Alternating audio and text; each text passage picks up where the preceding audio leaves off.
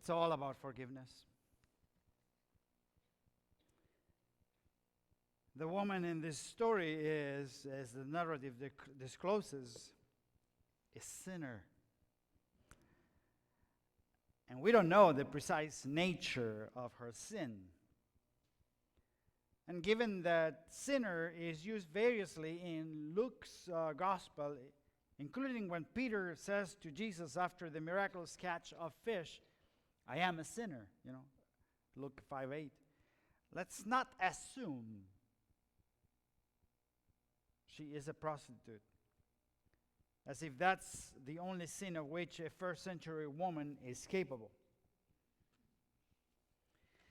But she is the recipient of extravagant grace.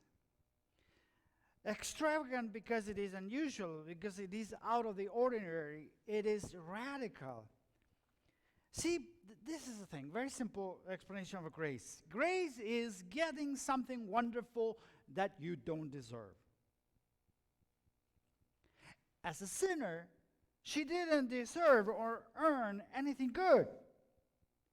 And perhaps she even deserved something terrible as a punishment. But what did she get? She got mercy. Mercy expressed through forgiveness. And what is mercy? Mercy is not getting something terrible that you deserve. What didn't she get? Condemnation. And what do you do when you are forgiven? I mean, when you have been forgiven, what have you done? How do you react? Anyone wants to answer that question? She lavishes attention upon Jesus, the guest of honor. She stands behind him, weeping, and then proceeds to clean his feet, washing them with her tears, drying them with her hair, and finally applying ointment she has brought. It's a vivid and arresting scene. It's also a scandal. The intimacy and physicality of her gestures, the letting down of her hair, the continual kissing of a man's feet is itself a shock. It is a scandal. And Simon is nothing less than disgusted, not only with the woman, but with Jesus, who tolerates her. And here we see a clash of worldviews. Now, it is revealed here in this story. On one hand, we have Simon the Pharisee. He lives in a world of law and customs.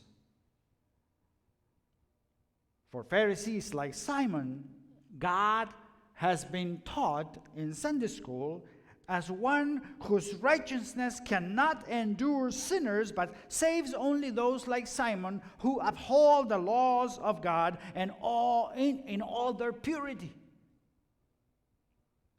And because Simon lacks the capacity to receive or give forgiveness, he falls back on the law, except not to help others, but instead to judge them.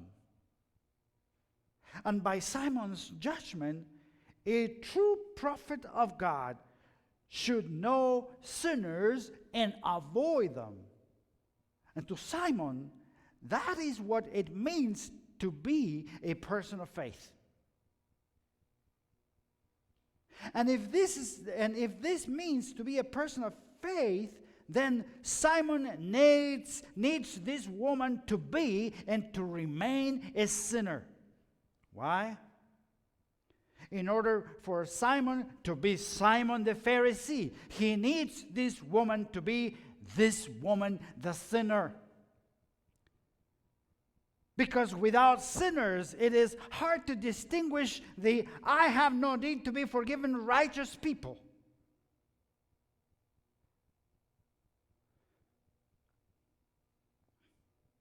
Karl Marx defined ideology this way: they do not know it, but they are doing it.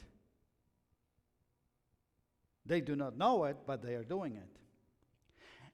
In the end, Simon's ideology revealed itself. He knew the right answer to Jesus' question following the parable. He just lived in a different way. He did not know it, but he was doing it.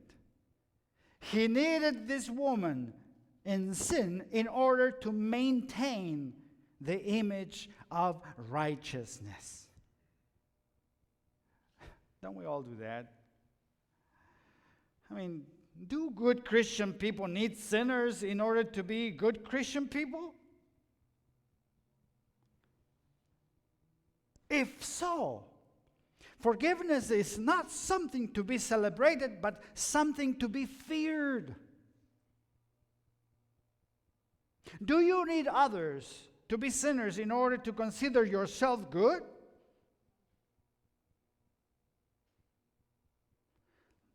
Let's go back to the story. So Jesus replies, Simon, I've got a situation for you. As a matter of fact, why don't we all play the Simon game today? You know? Yeah, once upon a time, there were two men who owed money to the same man. One owed 50 days' wage, about 10 weeks' worth of income, and the other owed 500 days of wage, almost 2 years' worth of income. So the man gives the debtor a statement of debt with a stamp that says, paid in full. And Jesus asked Simon, and us, who's the most grateful? Who's the most grateful? The one with the biggest debt. Well, that's what Simon said as well. The one who had the most debt canceled. And Jesus responds, you're right. Then he turns to the woman and says to Simon, did you see? Did you see what she did? I came to your house, given no water for my feet, no kiss, no oil on my head, but she washed my feet with her tears and put oil on them and kissed them. And I tell you, her sins are forgiven, for she has loved much. See, just because things are unbelievable, seem impossible, doesn't mean they aren't both real and possible. This is the Jesus message. With all things, with God, all things are possible. The tough sell is that extravagance never seems practical, and it seldom seems like good stewardship. It's hard not to side with the protesters, depending on the gospel story you read. In one, the ointment, the ointment could have been sold and money being given to the poor. And you could have sold that oil so that you could put a new carpet in the fellowship hall or to repair the basement, of the church. I guess, there is a thin line between extravagance and wastefulness. And here's the thing. As Christians, disciples, we are still, probably some of us or most of us, we are still shocked to realize that we have been claimed and called by a God who is unapologetically extravagant. Because this is God's lifestyle. And we glimpse it in other places like the story, of the prodigal son and on the cross. God's dream is that this extravagance will be the core of your story too. And that one day, people will stand on your shoulders on the shoulders of your story of extravagant generosity and forgiveness. And I think we are called to transform the world one alabaster jar at a time. And during this time when we are through the stewardship campaign, we are challenged to express in tangible ways what the depth of our gratitude is for this extravagant grace that we have received. Because when you know yourself forgiven, you don't have time for judgment anymore.